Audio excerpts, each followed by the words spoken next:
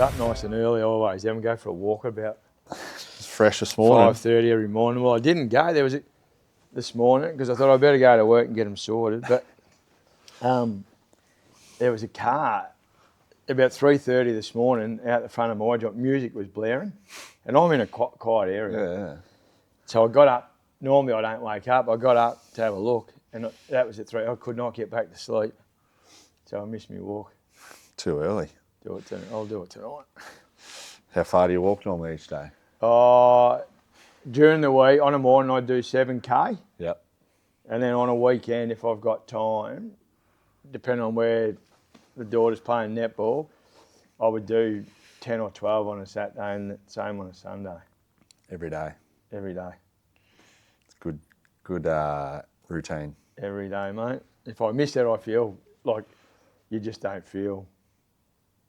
It just doesn't not happen now. No, I did it for ages thinking it was weight loss good for that, which it helps. Yeah. Which we were talking about Sunday, but it's 90% what you put in your gob. That's since I've seen it. When did your diet change? Because I just remember I'd see you, and then I think it might have been whose wedding was it? Jesse's. Yeah. Is it recently that you've the diet changed? Because the weight's dropped right off you. 2 years. So it was 2 years ago, Australia Day weekend I started, because we always go to Echuca, and I got home and we'd been on the squirt for 3, because there's like a dozen families that go up there Australia Day weekend, and I was just feeling shit house, and got back and this thing come up in my Facebook feed, and this guy just resonated with me. He was really good, and it was basic, so I just called him. I answered something, and he called me. He was in Queensland, and I've answered it, and we just got along really well, and he explained it that easy. So I just done a 10-week course to learn how to read up labels and what was going on with a lot of that stuff. And then after I'd done that 10-week course, I'd lost about, 8 kilo in that 10-week course, and I found it easy once I understood it. And then rather than stick to the meal plans that he was giving me, I just went over to the supermarket one day and went through everything I like to eat and looked at the label and put my own plan together. It's because the airport's right in the middle. I just take carry on. And it's a 20-minute drive home, or 15-minute drive home. Yeah. So that part's good. It's just if I've got to go back to Warrnambool or something, it's a pain because that's a 3-hour drive. Yeah, true. So Geelong's not too bad, but we'll be back in a couple of months anyway. Moving back Full time. Finish the footy season and then back. Yeah, we'll get it done, and then we'll back to Geelong somewhere. So and then you get peppered, mate. We'll see what happens. Steve Clark, thanks for joining me. I know you're very modest and not sure where this will go, but it's I've got plenty on the run sheet, mate. So a little bit unusual for me, mate, but I trust you. Thank you. Well, I was reflecting on our sort of when we first met, which was actually in person here with me, you, and Brendan Thompson. Yes. Must have been the summer of 2014 or 15, because my first year here was 2015 at Leopold. And the rooms didn't quite look as good as what they do now. A little bit different. But they still had the big rafters and everything here. But my memory was I had actually trained at Geelong West in Newtown? I trained at Newtown only. I trained at Geelong West when all the Warrnambool boys were there, a few years earlier. But I had sort of just trained at Newtown a couple of times, and I was a nobody. I was a country lad coming up, and I had just driven up and down. I hadn't moved here at that point. But then I came here and I met with yourself and Brendan, and I just drove out and just knew I was playing here. That was the package. Nice. I still recall we had which back now that I reflect on it, it's probably not like it's funny, but you had a like a booklet sort of thing that went through it all, which just blew me away. And I'd thought, yeah, this place is professional, but more so, just speaking to you and Brendan was the real catalyst for it. I think from memory, if I remember your testimony now, because your uncle was involved at Newtown. Yes. Or just before. So Darren Troy had been at Newtown for played here.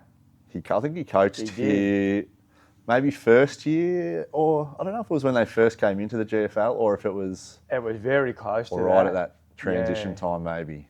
So he had contacted us as well to give us a little bit of a background on you. Right. So we'd done the homework there and thought we've got to get hold of this fella straight away. So no, that worked out well. That pamphlet, that booklet I used to say was, I put that together after a lot of years, I suppose, just to make, to try and make the people that we were speaking to comfortable, because it's a lot to take in. And I can imagine when you're sitting on that side of the table, you're listening, but you're also thinking about things, so there's easy things to mix. So it's a bit hard to sell your club in its entirety, and the plan that we had and where we wanted to go. So I just felt it was important to do that. And that we used to always get good feedback with that. So, like it was, I'm sure there was a lot of time put in to get the booklet, but then once you had it, you could just off the print and press. But it was like, that was when I went to, when I went back to North Warrnambool for a year there, and then it's been something that I've tried to sort of think is worthwhile implementing at other places, because I think now it's probably old school. I don't know what they send out now, digital. Do you have something similar now here at Leopold? Well, I've only just got back involved now, but I don't do a lot of the recruiting, so I assume he's pretty switched on with all that stuff. So they would have it all digitally, where I struggle with all that stuff. I'm old school in regards to handshake face to face. It just is easier. But I always found that through work, I suppose, as well, when you're talking to people and handing over a house, they just want to get in and they're not always listening to what you're saying. So I do it with work as well now. Like I do a handover document and booklet and all that sort of stuff. So it's a good idea. So served you well, I'm sure.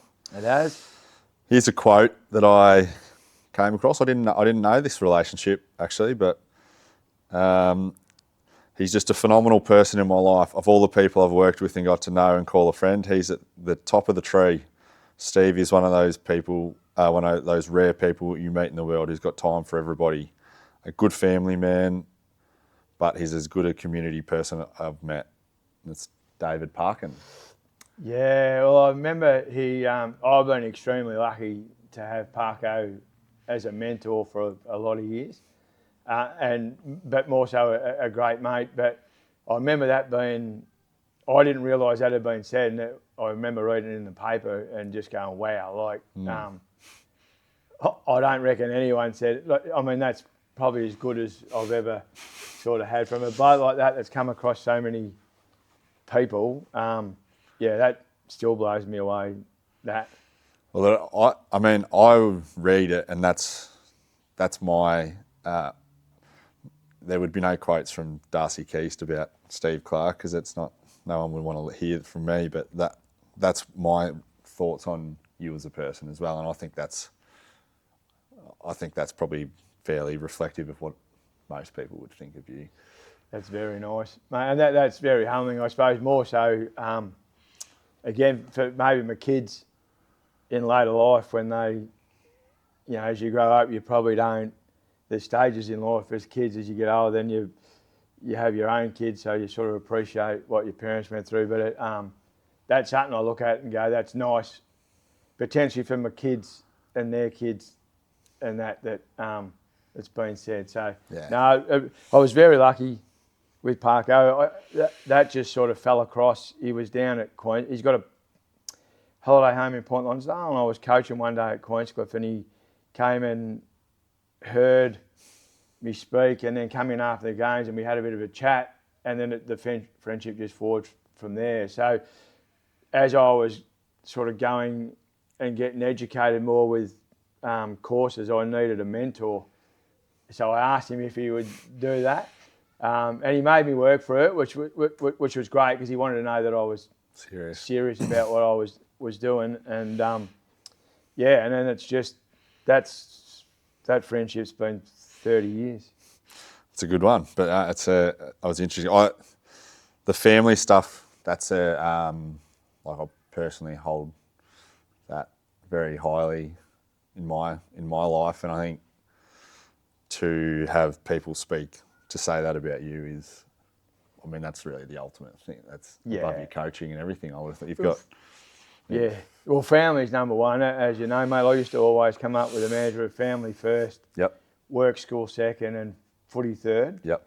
So that was a big one for me. And I, as a young kid, you don't probably hold it in that stead. It's footy. But as you have kids, like the family's just number one. It's nothing's close to that. And then obviously you need your work to support your family, and that becomes more important. And then at this level, we used to always say, well, it'd be great if you could have your footy third, like just don't get your hair cut on a Tuesday or Thursday. But family, absolute number one. Yeah. You've got the Shally, your wife. Yep. Remy, Jai, and Billy. Yeah. Remy the youngest, or is Jai the youngest? No, Remy's the youngest. They're all 3 years apart, 3 weeks apart. So it was either before I went on the footy trip or when I got home. I reckon it was a bit of the family joke. But so Rem, they're all July, so they're all having their birthdays at the moment. So Rem was 19 last week, Bill was 25 the week before, and Jai turns 22 Thursday. Yeah, right. Very well timed, mate. All at the same time. Very well timed. Steve Clark's coaching record. So we've got Queenscliff from 2000 to 06. St Albans for a little bit. Actually, I didn't realise the St Albans. I don't recall knowing about the St Albans coaching stuff. But then Leopold from 2011 to 2017, and then back to Queenscliff in from 2018 to 2021. Yeah. And called time on coaching career. Yeah. At the end of that. Well, I suppose at the end of when I finished here in 17, like I knew what we had, and there potentially could be another couple of premierships sitting there, but I was just starting to get tired, and I always said as my kids come through and got older that I would roll out, because it was just more important to me. I never wanted to miss any of their sport. So yeah. So probably at that point in time, I thought I'd been here 7 years and thought for the group, it's best that they have another voice to be able to come in and give them a better chance of winning. So that was sort of the group we had. It was really unselfish. So it was just that time. And Parko always said to me, if you're not getting up in the morning and you're excited about footy and going to do it, don't do it, because it's the wrong choice. So I was sort of at that point, and I had no intentions of going back and coaching at Queenscliff. The kids were playing there. I was coaching the under 16s there at the time. So I had, great mates, and a good mate was the president there, and they were sort of asking me about it. My dad always said to me that he would love to see me go back there. So I ended up going back, and the first year was really good. Like we made finals, probably should have finished third, and then we had a young fella commit suicide over the summer, and that really rocked the whole place. And it really was a struggle the following year. We had a lot of injuries, but it was a really tough year. Like no one had experienced that before. A lot of his mates. He was a very popular kid and great family, and it was just really, really sad. It took a long time, and then COVID hit. So it was just sort of a really tough few years. So coaching through COVID was tough because you're trying to run your business, you're trying to keep your family, making sure your own kids are okay with it, because it was just a tough time, as we know. So trying to do all that was really tough. And as it turned out, I was coaching the under-18s as well as the seniors down there and the 16s, because it just circumstances happened that way. And probably not wanting to say no, which I should have done. It just was getting a big toll. So I still had 12 months to go on my contract, but I just said to the footy club, look, I'm cooked. And I just think it's best when we come out of COVID that you start with a fresh coach that's going to be here for another 3 or 4 years, rather than me do another year and then pull out. Because Billy was playing senior footy down there at that time, and Jai was just starting to come through. It was his draft year, and just starting to come through all of that. So I'd always said that once they hit senior footy, I wanted to give them clear air and me not be there. So the early days at Leopold, I didn't know about this. When I rolled in, the culture was as good as I've been a part of. Like, the player-driven, I'm sure it was coach-driven as well, but I'm sure it was coach-driven and it was player. But how driven the players were, like Sam Scott, Sam Hughes, Jesse, Jai, Marcus, like the list goes on. Yep. No, I'm not listening to them all. Brando. But Brando mentioned the other day, so we're just off the back of our 10-year premiership reunion, which I'll touch on as well. But Brando mentioned a conversation that you had with him and Jai in 2013-ish. Yep, it would have been 2013. So arrived in 11, and then sort of going. Greasy had done an enormous job before me coming in, because the perception was that we were a Bellarine club playing in the GFL. We hadn't adjusted from that Bellarine attitude to come in with the professionalism and so forth. That's not my perception. I wasn't around. I actually interviewed for the job 3 or 4 years earlier and ended up not taking that job, and it was the time I went to St Albans. So I had a couple of different options, and for whatever reason I went to St Albans. But it was more about that and needing to get that professionalism. And Greasy had come from a high, so he started that process. Yeah. So that was the professionalism part of it, to get that rolling. And then after my first year, because I didn't come in till, I think it would have been mid-January, like pre-season had started. Greasy had just got the job at the Falcons, so had left. Gotcha. And then there was a whole process of me coming in, because I had finished. I had a bad experience in the last year at St Albans, and I just didn't want to bar it anymore, which is what Parko was sort of talking about in another statement there. But anyway, it just felt good. So the first year I just sort of sat back and had a look on what Greasy had done, what Greasy had put in place. So I didn't want to change a whole lot.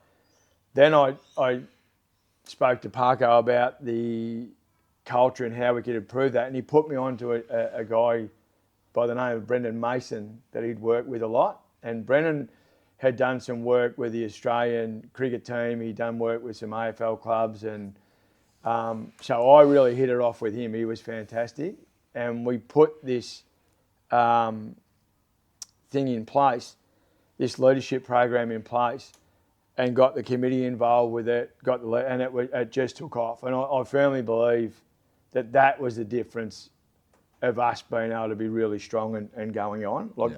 Once they understood it, once they bought in, committee and everything, it was just like it was an unbelievable experience. And Brendan had done a terrific job putting that together. Yeah.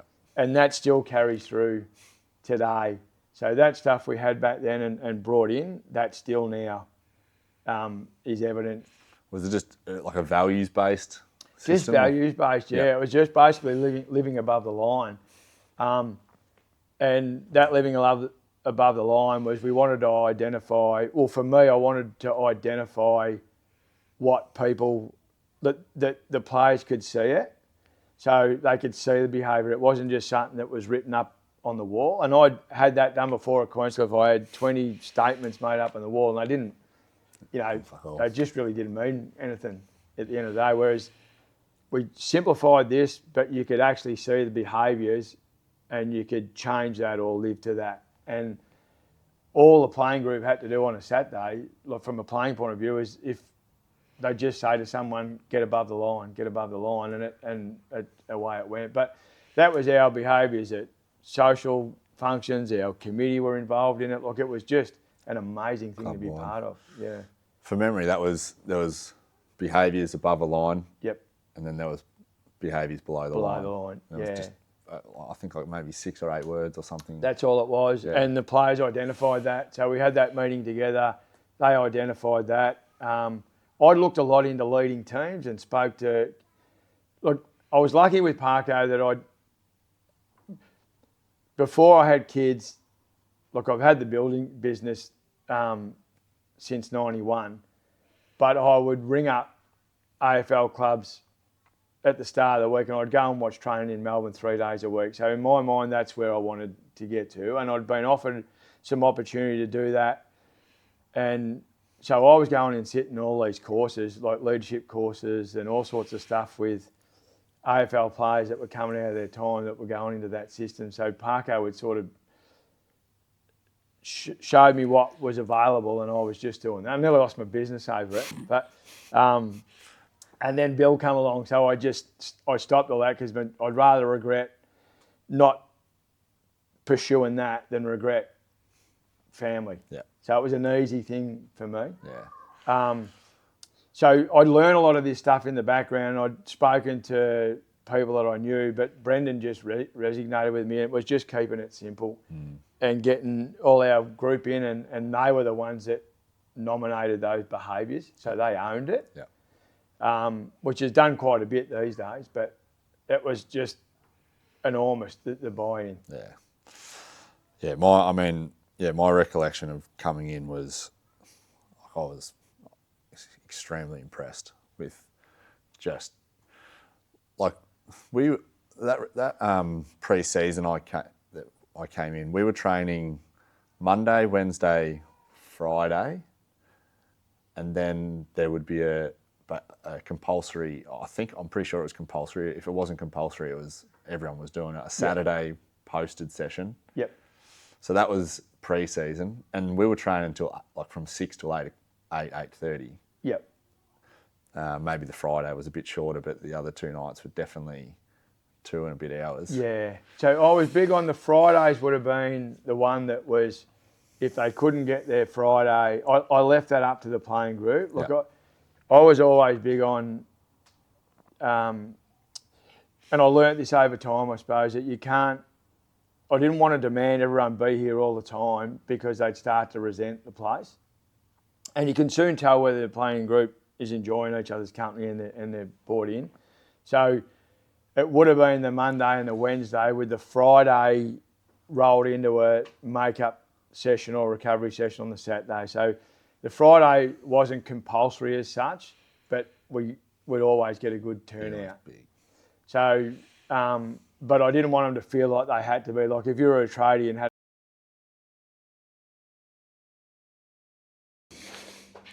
Sorry, mate. Little camera cut out. Right. But we were talking about the training and Fridays and... Fridays was more, just with the group engaged in, and coaching a lot. I mean, you get the credit for it because you're the senior coach, and you do get the opposite when you're losing as well. So you get both ways. But as you know, but there's a lot of people that go into having that right. And coaching a lot is time, and you can go to a footy club where they're just hanging on, the committee's tired, like the president's been around for 5 years, no one else wants to do it. So a lot of it is timing with coaching. And I suppose the experienced coaches sit back and can sum all that up, whereas the younger coaches will just be keen to get a job and in they go. Okay. So you do see a lot of coaches come in, coach for a couple of years and roll out. But so part of that was that group had to buy. So it was so strong because of the group and the committee that we had. Everyone was just up and about and wanting to do it. So it drove it a lot. Yeah. But that was the main thing, mate, just to keep, they enjoyed each other's company. So they'd Friday night and then they'd have a beer, or Saturday morning they'd train, then go for breakfast, just things like that. So we were able to give them, the playing group, a bit of their freedom. Yep. So for the boys that had kids or, partners that might have worked or whatever, it was able to suit them, and then they were able to commit to Tuesday and Thursday, which we got big numbers. Yeah. Yeah, my memories of that are very fond. Like that was the pre-season training. Obviously easier when I was a single and lived on my own, and just I was able to commit relatively easily. But now I've got family and understand there's a few other pressures, but I've always held that mantra as well. Ever since I heard it from you, is just family, work, health. Yeah. Get your life on track. Yeah. Make sure your life's sorted. And I do recall that always being a driving factor for you back in the day. Yeah, I do that with work, everything. It was all, if you can get those things right, most other things you'll enjoy the stuff that you're doing outside of that. Yeah, yeah.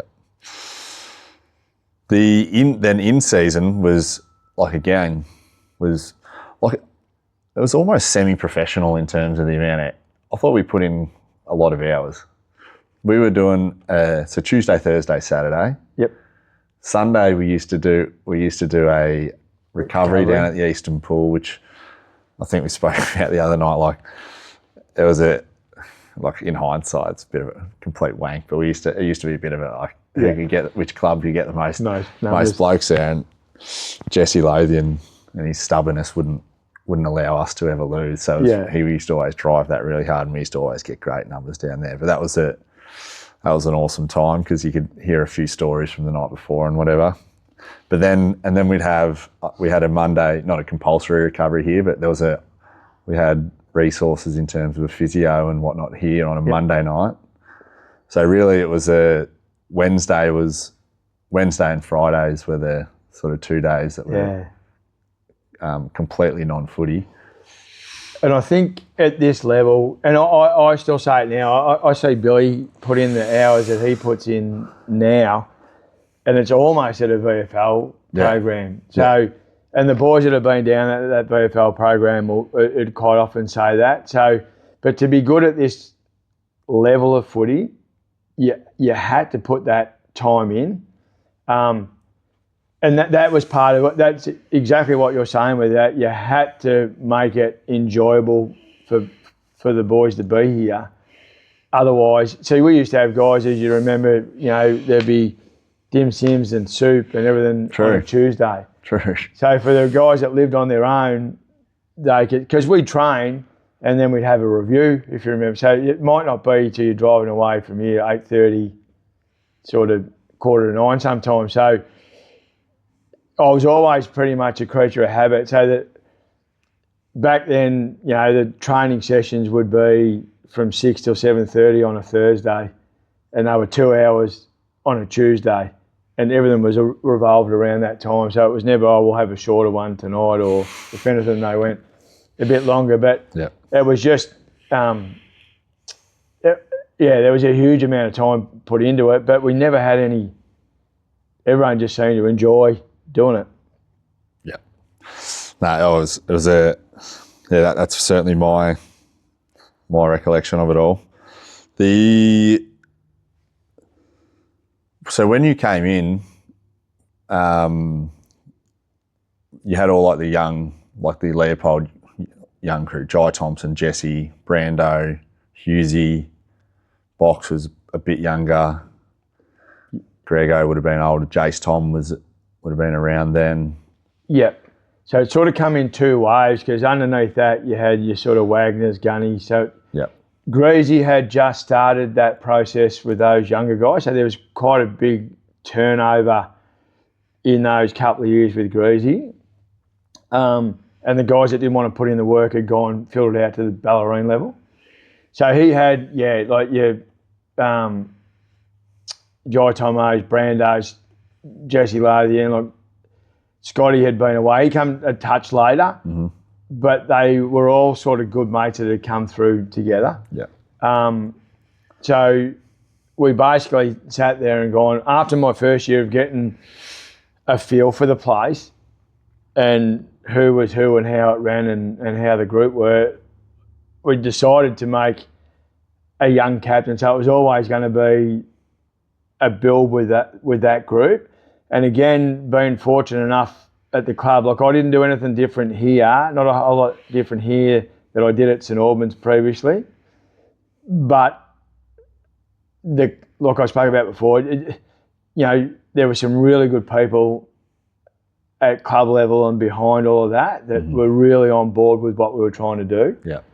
So even to the point that we had our under-18s coming up and doing stats. So I was really big on that and really big on the under-18s, being rotated through our training, so that I'd been at clubs before where under-18s almost felt like a different club.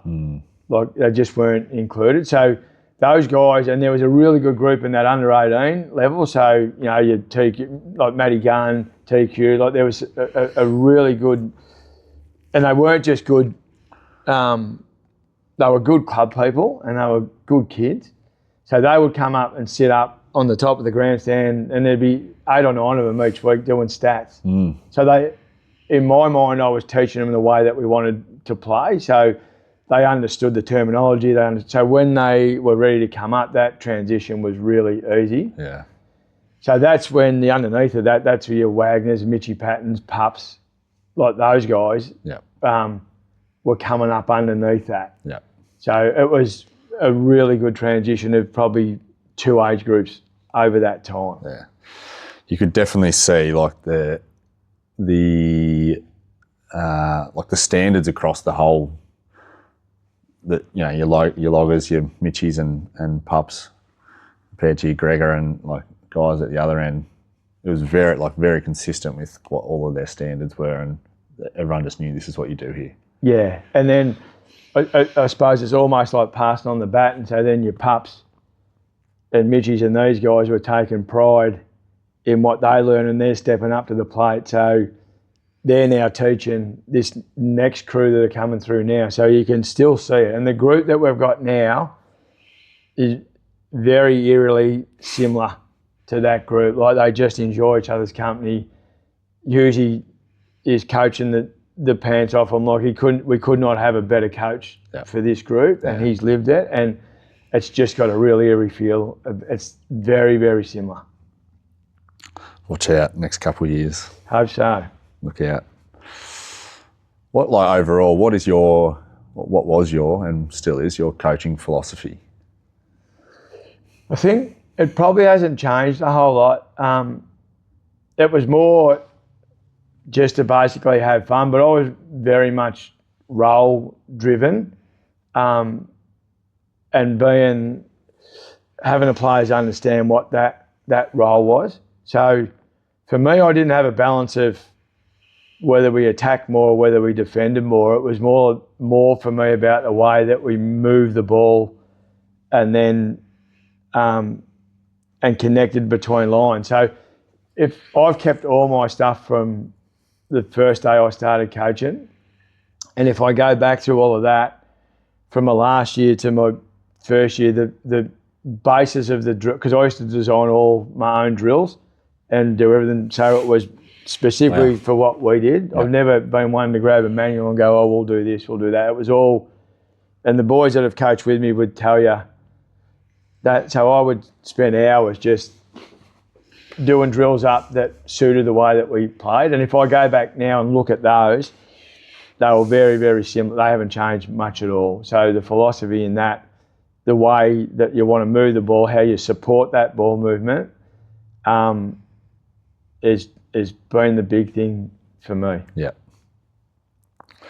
That coaching crew that we had at then, like I look back on the team and then also the coaching crew we had at the time. So it was obviously yourself, Faz, David Farrell, Jaden Pitt, which was a unique get in the sense of a younger coach, and he's gone on to do some. Well, they all have gone on to do some good things. We had Hawks, Rich. He was the backline coach. Moose was like an adult. Yeah, he done our forward craft, so he'd go and look at the opposition analysis. So he'd go and look at other teams ahead of us, and we actually. So Lynchy, who'd played it, he was coaching Colac at the time. So that's in 2014, and we ended up playing off, and they rolled us. But I would give my stuff to Lynchy, and Lynchy would give his stuff to me. So we would give each other's previews and reviews, and it just turned out that we played against each other in the end. But and that was through mercy. But and then we also had Liam Pitchard, which he was enormous, mate. Look, we were before our time. Look, I would be sitting up in the coach's box, and he was the one that done all the video filming it back then. He worked for that company. So I would have a live feed into the coach's box on a 10-second delay. So as I mentioned before about the ball movement, so I quite often wouldn't watch where the ball was a bit. I'd be watching how we were supporting it behind and in front. So if something happened at a stoppage or something I wasn't sure, I could see it. So, and we're only talking about this the other day, like, I knew when I went down there, because I worked my ass off to be prepared. I never ever said stuff for the sake of saying it. So I knew when I got down to you boys that I was 100% confident that this is how the game was going and this is how we would fix it. And luckily enough, you boys would hinge off every word of that, and you'd be able to correct it to the point that we got to the point where you would see it out there and be able to correct it yourself. So if you remember that, like Pritchard, I would go over on a Sunday morning and get a USB. He'd already done all the highlights for me. He would have the opposition that we were playing against next week. He would have all their entries and all their releases to a point where I could see it on this program he had, and then I'd click on the arrow and then the footage would come up. So I would spend hours and hours and hours going right over that footage and making sure that we knew. So we were confident going in everywhere that we were, we could tackle whatever. But he was enormous, and he's someone that doesn't get spoken about because he's just in the background. But he was so important to us. Like he won us games without doubt with us being able to prepare, because I wouldn't have been able to do that without him. Yeah. Well, this sick feeling, this thing's not recording, but I know it will be. Yep, we're good. We'll cut that bit out. No, Pritch was extremely impressive. Like the footage in that we had back then was crazy, because we would come in on a Tuesday and it would just be like click through it was all clipped up. He definitely does not get the credit that he deserves, and it was bloody awesome to have him there on. Oh yeah, it was great Sunday for him to turn among up. Everyone, but because the program he got was like I can't remember now. It was an American program. It wasn't even an Aussie rules program. That he's a really smart fella with that, and he had adapted that to what we wanted. And the other one was Fatty Alarm, who you obviously know how heavily we used to rotate and what we used to do. So I developed a program with Fatty that was our own.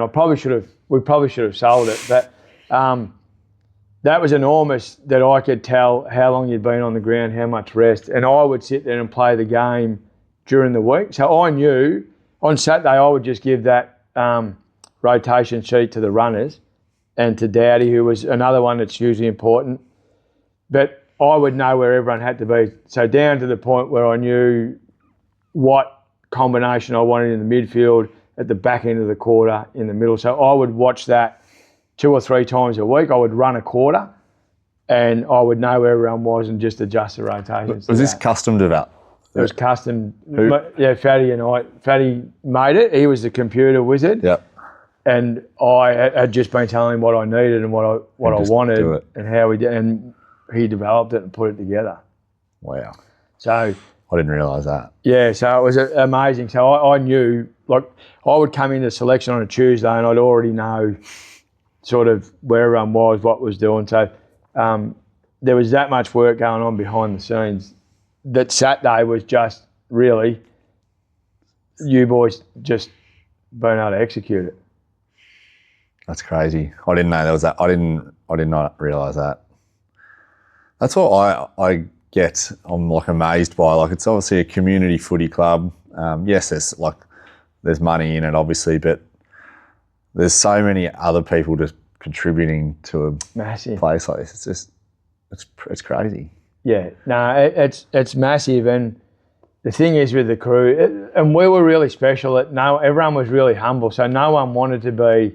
Everyone just did their thing, without wanting to be, oh, but I'm doing this, I'm doing that. And I've always been the belief that the people that are really good at what they do generally won't need to tell you. Yeah. They just head down, ass up and keep doing it. Yeah. And that used to come in thick and fast when you're trying to recruit someone, and they'll come in and they'll tell you how good they are and what they've done. But you've already sort of done your homework. And the good ones never used to. Like, they come in and some would be, the first question would be, well, how much are you going to give me? And you always knew that they're probably not the right people for the club. So we would have a couple of meetings. That first one money might not even be spoken. Or I'd walk out of the room, as you'd probably remember. I never done any of those dealings because I didn't want that to be an issue between the coach. So I had nothing to do with who was offered what, who was done what. But it would only be just a general feel at the end of the meeting to see if we were on the same wavelength. See where it's, And then you'd go from there. But the good people, and that's in life. Footy and life is very, very similar. So even that culture stuff we were talking about before, I reckon, and you'll hear a lot of the boys talk about it, like they implemented that in their life. Mm. And a lot of those kids that were coming through have now got kids or have now gone on to coach, and doing the stuff you're doing, and it's just stuck with them. And that was a big thing that came out of Sunday. That was that's what you're proud of. You just go, wow, like the impact has been huge. Sunday was just one of the best days I've been to, and I know Pup organised a lot of it, and I'm sure there would have been there would have definitely been others involved, but we had every player there. We had all the support coaches, support staff. There was committee members, supporters, players who didn't play on the day for whatever, like reserves and or selection or injury or whatever. And I'd reflect back on, like, when I first come here, the meeting with you and Brendan was so positive, and I just knew it was a fit for me. But then I think, like, 10 years on, it really just shows the actual club that it was, because everyone's here and it's just all about the people. Everyone, it felt like 10 years ago almost, just speaking to everyone. Yeah, and I think too, mate, the one good thing is the measure of it all is there's no awkward conversations. Nah. Like, you can walk around that room and talk to anyone without having to say, oh, how good's the weather been? Like, you're not looking for shit to start a conversation. It was just like you hadn't, you just picked up where you left off. Yeah, and I reckon that's a sign of a really good group. But guys are actually generally excited to see each other and find out what's been going on in their life. And it was. It's funny, like, having played in other places in Australia now, the money and the culture in clubs concerns me, because the money's just gotten so big, especially in certain areas of, like, obviously the country areas where it's harder to recruit and whatnot. I don't know what it's really like in Geelong, but as you said, like, I've sort of delved into the coaching stuff a little bit, and you very quickly know what the intentions are of the player, and it's, I don't know, it sort of scares me a little bit to see where it all goes in the future, because it's just, I don't knock guys for taking the money, because the money is, like, pretty serious now. Yeah. Like it can be, it's not life changing, but it makes your life a bit easier if you're young and whatever. So do you see you're still involved here? Yeah, I don't see any of that. Like my role here really, like I think the title's the head of coaching development, but so I don't do any of that stuff. I'm just here to support Husey and the other coaches. So I'm one, as you know, like I won't even speak to the players unless there's something specific that I'm asked, because I think that's the relationship. If I'm doing that, I'm robbing the line coaches and the other coaches of that. Yeah. So I basically just sit there and I'm another set of eyes that I'll just challenge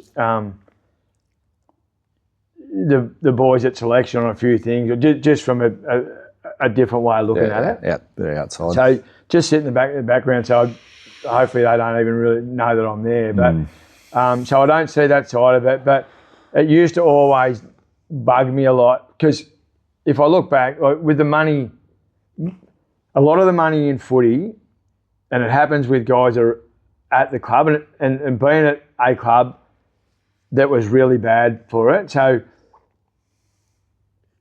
and that's the culture. So when you go into a club and we speak about how the club's run and the culture of the club, that you can go to some clubs and they'll just recruit anyone and they'll keep offering money just because they want players in. They're in a hurry to get better, but they don't understand culture. And Brendan Mason used to say to me, your club's got a culture whether you like it or not. You either drive it or you'll just get what comes.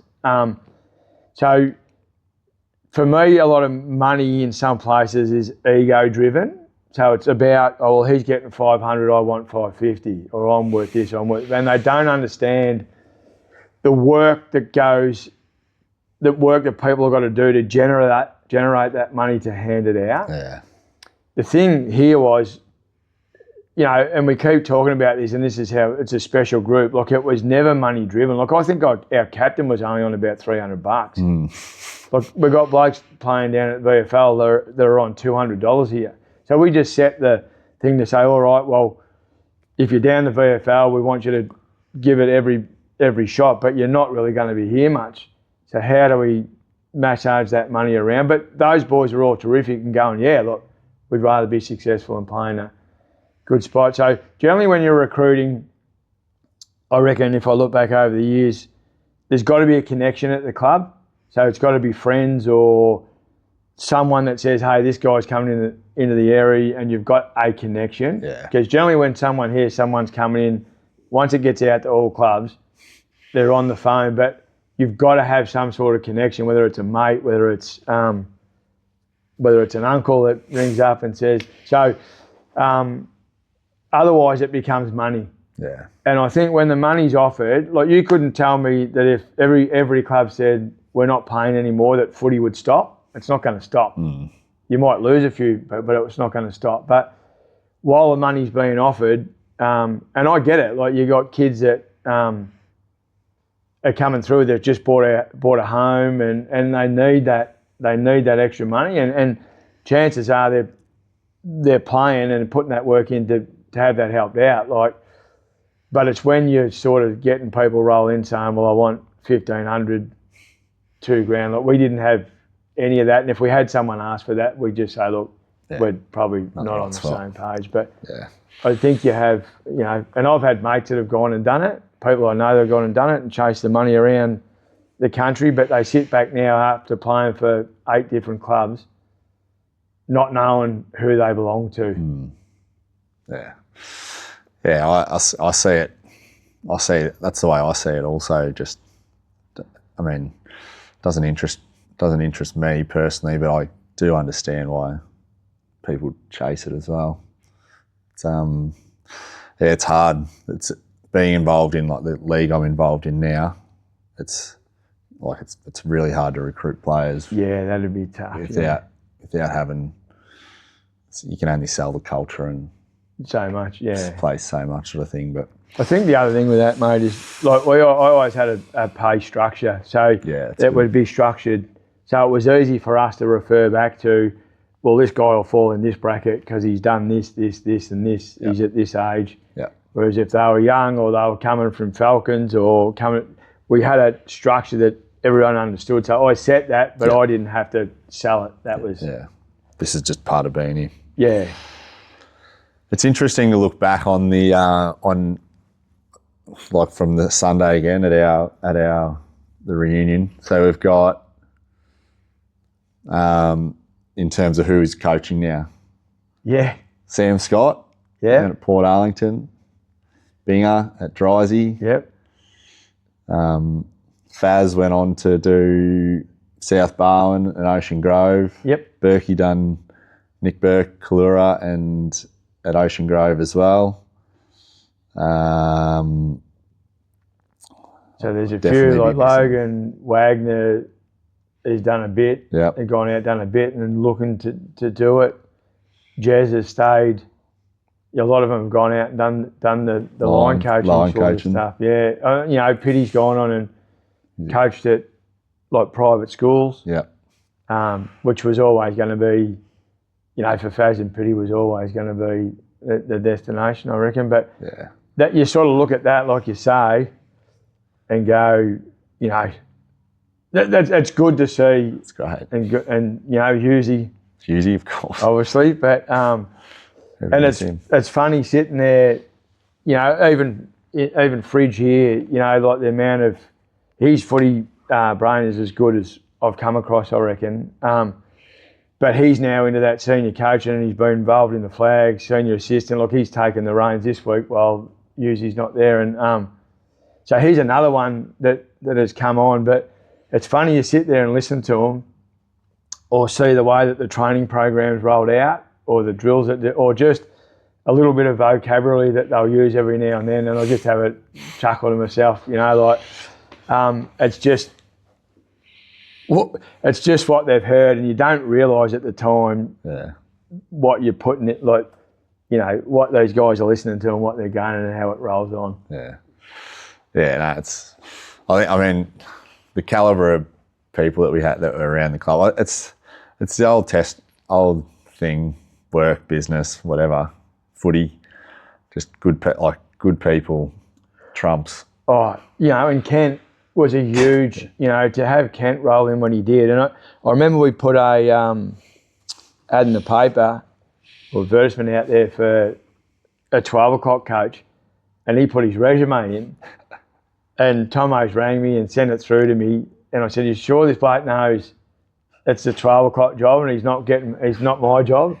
Like when it all rolled out. But we went and met him and he definitely wanted that job. But that's been enormous. Like he's just such a great mate of mine and mentor now. Like he's just, and you could see how he galvanised the group as well. Like he's just awesome at that. I don't know anyone else that's able to do how he just brings everyone in. Like, but that was a find and a half. Like Rusty, who done it before, Kent was enormous. So to have someone follow on like that, because it's a tough job. It's such a tough job. Yeah. But he was great. Paulie Listro was another one that was in back then that was doing the board for us. Yeah. And he went on to coach down in Colac. So that's another one floating around there. You sort of forget. Yeah. Ken Hannum was one. I don't know how he hadn't come up on my potential podcast list, but when he was there on Sunday, he's a charismatic person, or he's a unique person, but he's just so likeable, and the boys, everyone was just feeding off him when he's doing He's got some ripper stories, and if there'd be pepper to a few of them as well, I reckon. But he's been in that system for a long time, and he's happy to take the piss out of himself as well. But again, that's such a good family. He's, like Kent and Cindy and the kids, and he would drive to the other end of Australia to help you out if you needed help. Was that like his resume would be extremely impressive? Did he just want to get back into a footy club, or just wanted to get back into the footy club, just into coaching? So I think he'd been at West.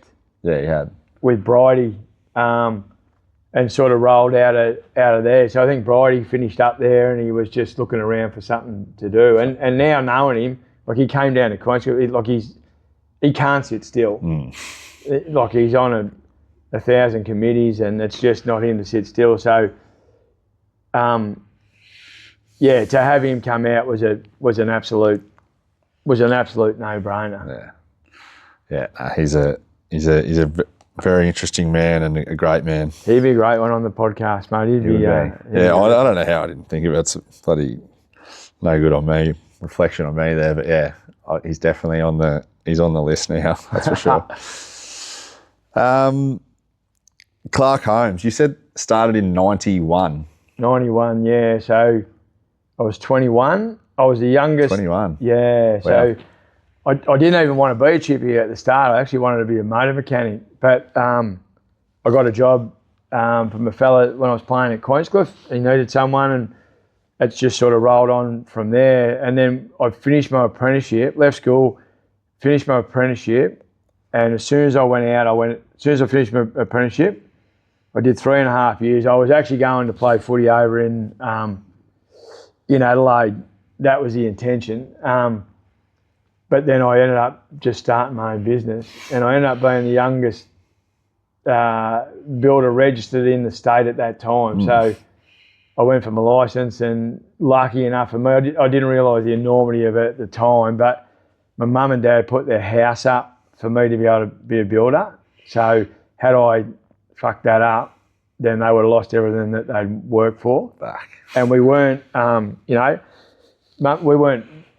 we were far from rich growing up. Like mum would be working 2-3 jobs, and the old man was always working. So I didn't realise it at the time, but that was huge. So so it just sort of grew from there, and no one in the family, it was just self-taught. I had no one in the family who had any business sense or had businesses or anything, so it was just righto, out we go. And what was the inclination to go into it?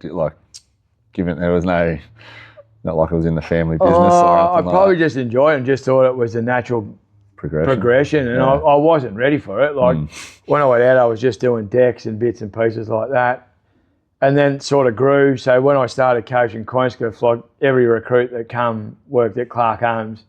So that was handy in that respect. But it just grew, and look, I had a couple of people that were bad payers. I was doing some work for a big volume builder that led me into Christmas and went broke.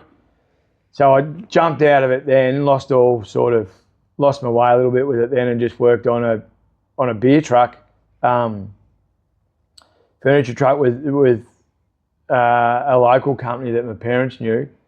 So they gave me a job, and I worked on that.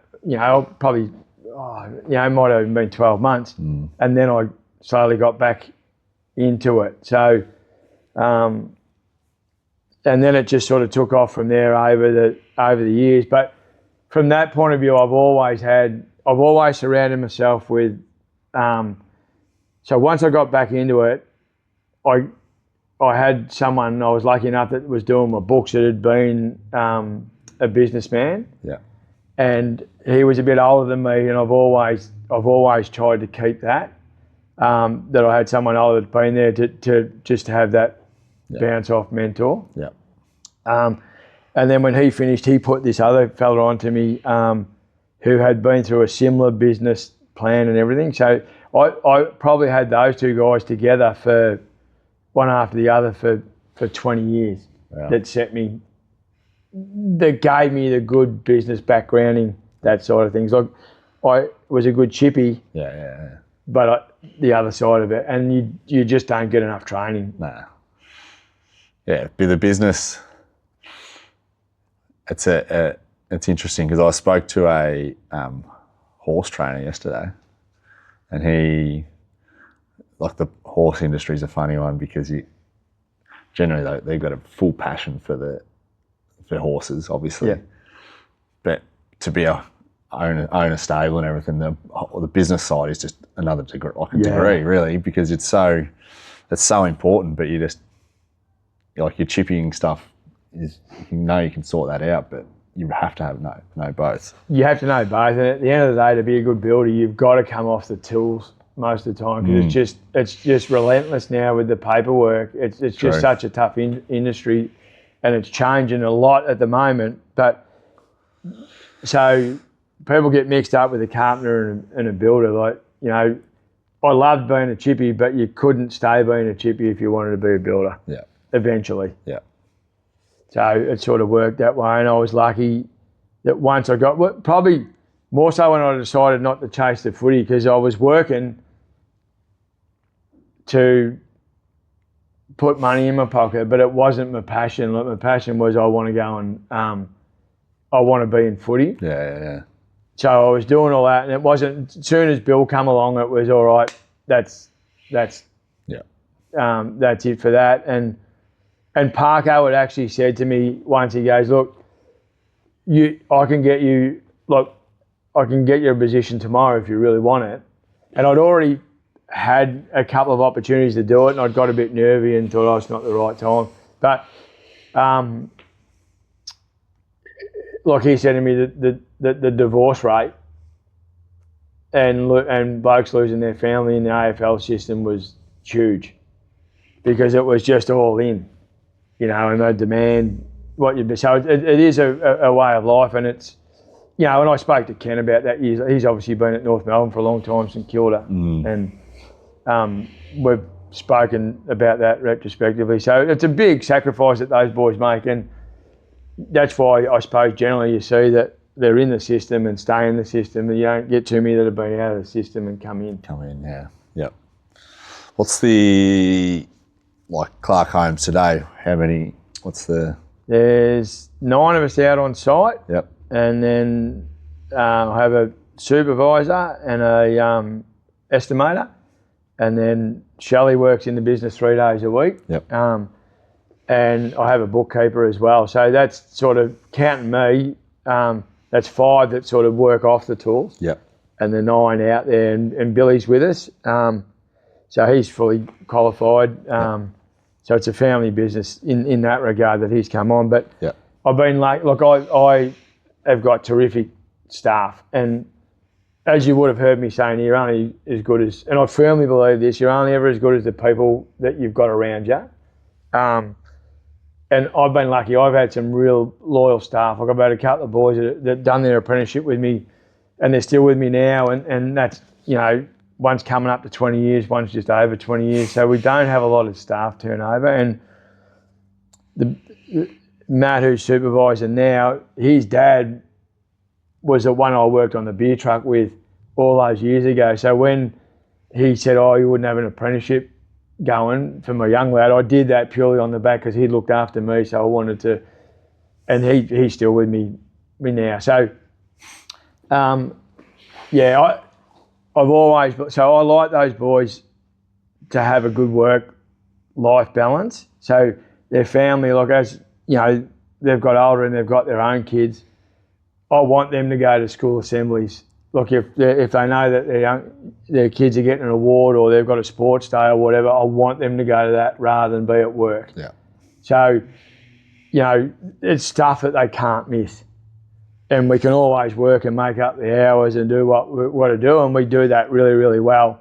But I'm really big, and I don't expect them not to play footy. Like, a lot of people go, you know, don't employ sportsmen, but they've got to live their life. Yeah. And if they can give me their best from Monday to Friday, from 7:30 till 4, I want them to go and freshen up on the weekend. Like, you know, we've had a bit of a bugger of a year this year because I've had a few that have gone down for sort of 2 and 3 months respectively, and that hurts a little bit, but you can't expect them to not. Yeah, that is a tricky one. I have always thought that about with the trades. It's like footy's very risky. Yeah, it is, yeah. And look, you know, I could be rolling up. You knock off Friday night and you've got all the best intentions, and I'm really, really well planned with work. I always make sure I've got where they're going for at least a month ahead of me, like day by day. But I could roll up Monday and someone's, Yeah. You're no good. What's the... like, you've grown, so that's what it's grown to. It was a one-man show initially. Yep, just you and one man. I employed a couple of mates. So it was the three of us there for a while, and then it just sort of started to grow from there. Yeah, I did have it. Yeah, Jane, I did have it. Like highest we've been, I had 23, but it was just it was just stressful, and you sort of find that you're taking work on for other people. Like it wasn't any benefit to me, but then you're taking jobs on to keep people in jobs, and it was just getting a bit hectic, and your brand and what you're putting out there starts to fall off a little bit, and you don't make any more money out of it. And it's true. It you know, it takes ages to earn a reputation, but it takes you 2 seconds to lose it. So I've always had the same mantra with work, like in life. You know, like you're honest, you're respectful, and if there's an issue, you work through it. Like you just, if it's your fault, it's your fault. Fix it. If it's not, well, you'll work through it. But so we've been lucky a lot now that we don't have to tender a lot of work. We've done a lot of repeat business for families and that. So you know, it's like works pretty good. Yeah. Had any big setbacks or like any big things that have been fairly big challenges? I've been pretty lucky like that. Like losing the old man was a bit of a kick in the bum. Like I do remember that. So that was the end of 2016. So the last game he seen me coach was the flag. Wow. Jeez, that's special. Yeah, and then he died in February in 2017. So that was probably because he worked with me as well, and he used to coach. So, you know, even now with the kids, I would have loved him to, and he was really good with the kids. Like he was involved and really interested in what they were doing with their sport. So it would have been great for him to see the kids now what they're doing as adults, young adults coming into their sport. But we'd go and watch Collingwood every chance we got when we weren't playing, and the kids grew up coming and doing that. So that was a bit of a kick in the bum. Even now you still feel like, you know, something happens, the boys play well or Ren plays well or something happens, and you got to jump on the phone. Look, it's a bit eerie. But I recall you used to call him like he used to ring me every day. Yeah. I do that. So he'd ring me after every game if he wasn't here, like in later years when he was travelling. Yeah. But he would ring me every morning to say good luck or always at the end of it, at the end of the day, if he wasn't here, he'd ring to see how we went or whatever. So it's funny because I still do that with my boys now. Like, even though I'll see Billy here later on, I just text him to say, good luck today, mate. And that's probably just carried on from that. I'm superstitious as well, but yeah, I do recall. I recall. I wasn't sure if I was going to go there with it, like to speak about it, because it's obviously I mean, I'm sure you're probably happy to speak about the old man though. But I do recall that time. I couldn't remember when he specifically passed, but I remember him just playing. I remember him being a big part of your life. Yeah, he was always. He sort of followed me everywhere, like, and just enjoyed the. Whatever club that we went to, and you know, grew up going to Collingwood all the time. Like as time passes, it gets obviously a lot easier, but you just sit there when I'm walking, like we were talking about earlier, and you reflect, going, how good. Like Mum and Dad had split up, but even Mum will say now, like, you know, he would have loved watching, you know, the kids and how they're going. He would have been in his element, but. So it was more, just like even as a kid, like I used to run away. Like we knew what it was now, but back then it really wasn't. But I used to get really bad separation anxiety coming through primary school, and I'd run away. Like they'd drop me off at school and I'd run away. But I wasn't smart enough. I'd always run to the one spot, so they'd find me. So I'd just run into Queenscliff and sit in the old man's car where he was working, and I'd just wait there. And my punishment, like back in the day, because he was coaching, and I used to, as a kid, I'd hold his magnet board, and I used to love sitting there, team selection and stuff. So back in the day, the Escort Cup, which, you know, that pre-season cup they play now, they used to do that on a Tuesday night. So, and it was during the year. So if I hadn't gone to school and they tried to make me go to school, he wouldn't let me watch. He wouldn't let me watch that. I couldn't do team selection with him, and he wouldn't let me watch the footy. But I'd yell out from the bedroom, like, who's winning, who's winning. In the end, I'd give him the shit. So he'd say, get up. But he wouldn't let me touch the magnet board. So sort of, you know, right from early days with the footy connection and the coach, and it was always going to be, footy clubs were always going to be in our blood and something I was going to do. Like Shelley's family were a big footy family. Yeah. She's got 4 brothers, and they were all really good at footy and community her dad. So our kids were always going to come through doing that as well. So yeah, no, it was. As I said, I certainly remember the time, and I remember you two being like how important he was to you. I couldn't recall the specific. Yeah, so he was crook for about. He had cancer when he was 21. They told him he had 12 months to live, and well, he died when he was 72 how or something. 20? 21. Yeah, and they told him he was full of what is it, Hodgkin's lymphoma. Oh, yeah, right. So I can remember as a kid, he had people from America flying over and whatever to talk to him about how he beat it. So he was going to hospital nearly every day, and they were filling him full of chemo, and sort of that, his heart ended up hardening up in the end, and his body's given away. But they were saying, you know, back then the chemo used to be pretty full on. So it's probably hasn't helped all these years later, but he's got 50 odd years out of it. So so he was crook for quite a while and going downhill, but he went downhill. Yeah, the last sort of 3 months were pretty quick. He was travelling around Australia, and then got crook. Yeah, and we had to bring him home. But so, but it was good in that regard that at least a lot of people don't get a chance to say goodbye to their parents or whatever. So, you know, you look back and you're extremely lucky to have been able to do that. Yeah. Yep. No, well, he certainly left a great legacy that still lives on to this day.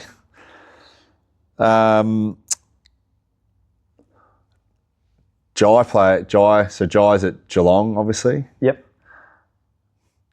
That was one of the best games I've seen him play a week or so ago. Is that, and then in the half back, hadn't really seen him play that position. So he got drafted as an inside mid. I've probably got to be careful what I say. I know.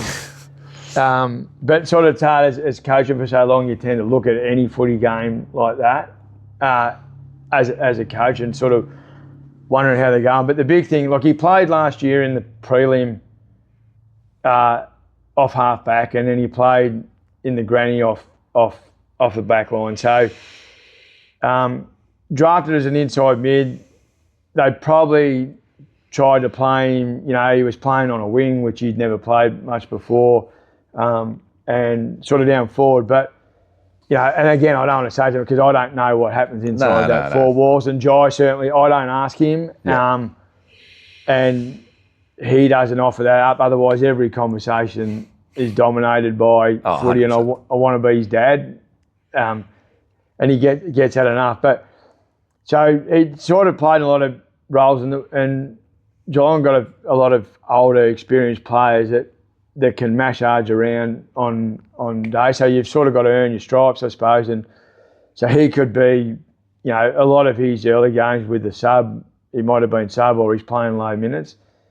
And a lot of people have said this to me since Thursday, but basically he was playing in a set role that he was able to play minutes and play that full role and express himself. So he's always been a good mark for his size, which we've seen the other night, but those other roles weren't enabling him to sort of express himself like that. So they've obviously sent him back to the VFL by the sounds of things and got him to play off half back and learn the way that they wanted to play to set him up that way. Yep. To give him his best chance of breaking back in, and you know he's come back in confident and played like that. So hopefully that'll keep Continue. going. Yeah. Yeah. No. Look, don't comment on this because I get the. I completely. You would have confidential conversations that, but you do see at local level and AFL level some like kids or young adults will just have a bit of a breakout game, and they just and that might be it. It might not be. Who knows? But it certainly looked like he's just like, no, I'm just going for it. I think if you look back at all his games, probably no one watches him as close as what. And when I've had conversation with people and we've spoken about it, and they've gone away and watched it the way I've explained it, they've come back going, I see exactly what you're saying there. So he's done that for 80 odd minutes the other night, but every time he's played, there's been a lot of snippets of that. He just hasn't been able to play big minutes. So it's funny how people perceive things. 100%. Watching from the outside and not knowing what's going on and the reasons why it's going on. Yeah. So you sort of look at that. But even locally, I've always said, and that's the big thing, and this is why these boys are going so well this year with you, is when you're coming through, once they work themselves through and are able to express themselves rather than have a fear of being dropped, and every time they make a mistake, they think they're going out and they concentrate more on that. Like, I've always been big on that development, that just give them a chance to feel comfortable and express themselves, and you'll get that back in tenfold, and you'll soon see the ones that are going to come on and the ones that probably won't, or might struggle, or might need a different way of coaching, or take a little bit longer. But we've seen that with 3 or 4 boys this year that probably hadn't been a huge chance, and they've found their niche in the team and the role that they can play. Yeah. And I think for Jai, that's what he was searching for. Yeah.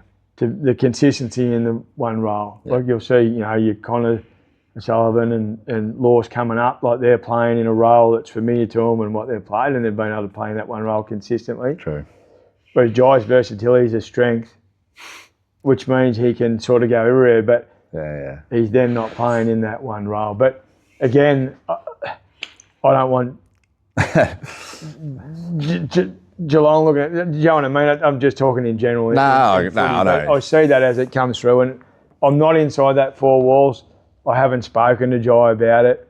That's just my perception from the outside and experience with local footy coming through on how kids react. And, not a lot of people would understand the many different roles that Jai's had to play in this time. And he might be playing 3 different roles in a quarter. And at AFL level. And at AFL level. You're playing against the best I think the country. enormity of him last year, because he had the concussions and he hadn't played for a bit, and then the VFL only had a couple of games left of their season, so that was out. So then he's been brought back into the prelim off not playing footy for, not playing any Saturday footy or weekend matches for, I think it was 3 weeks. Yeah. Or even 4 weeks. So obviously train really hard and do a lot of match sim, but he'd missed a bit with his concussion. So for him to come back in and on that big stage and play the way he did, and then played it the way he did in the grand final, that's what I was trying to get across to him. Grand final night, he was quite upset, and he probably won't see the enormity of it until he understands later down the track. But to me, that was a massive effort to be able to do that. Yeah, huge. Billy he's at Leopold, the other son. He's been here a few years now. Yeah, so Bill's been here. So his closest mates were from Leopold, his schoolmates. So he come in to play them. So he's coming up. I think I seen the other day he'll play 100 games next year. Yeah. Nice. So, and I've been massively proud of Bill. He probably growing up didn't have the friends that were that interested in footy. He loved footy, but it wasn't the be all and end all. Yeah. It was only more so when he come in here that he's changed his body shape enormously.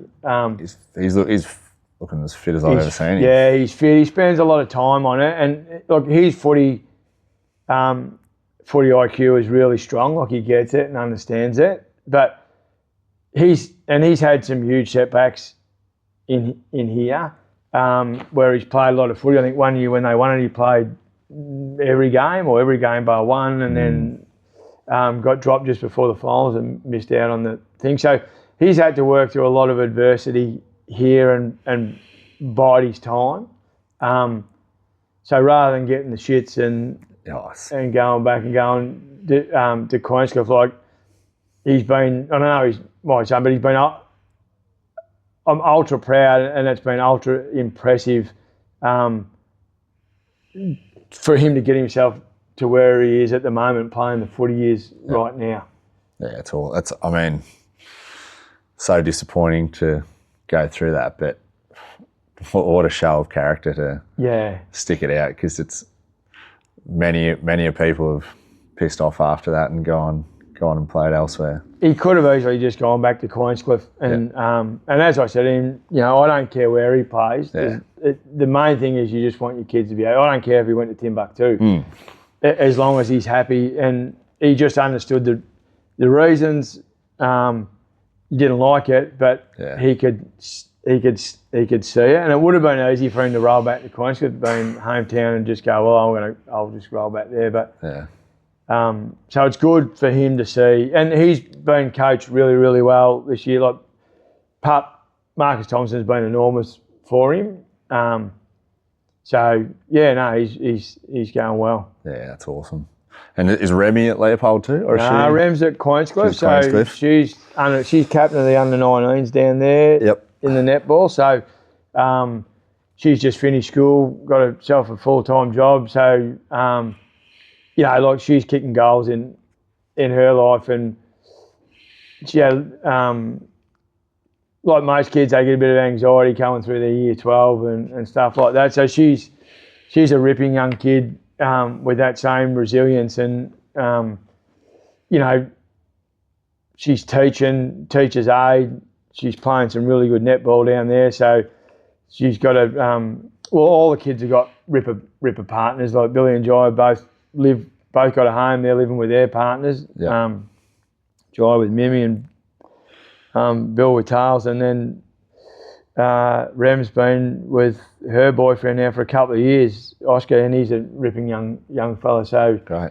Like myself and Shelley couldn't be, she's done a ripper job with it. Like, couldn't be proud of. Like, obviously with me off coaching a lot, like, I wouldn't have been able to do what I've done with footy and work without the support of a ripper family. Like, Shelley's been enormous with that. So,